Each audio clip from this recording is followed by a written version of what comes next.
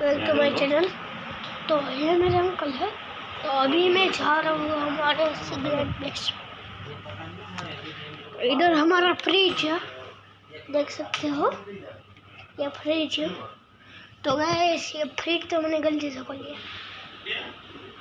Gas अभी मैं आपको बताऊंगा 2 मिनट।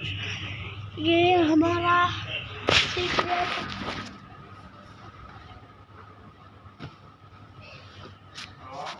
तो गाइस देख सकते हो गाइस, ये तो हमारा कारखाना है।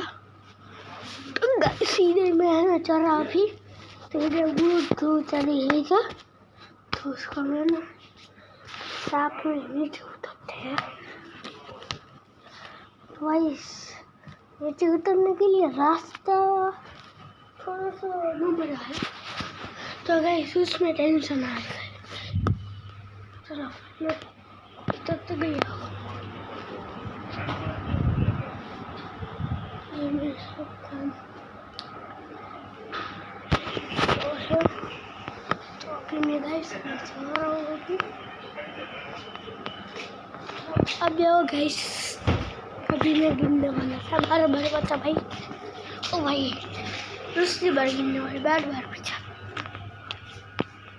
इस पापा इधर है। चलो चलते हैं गाइस, चलो चलते हैं।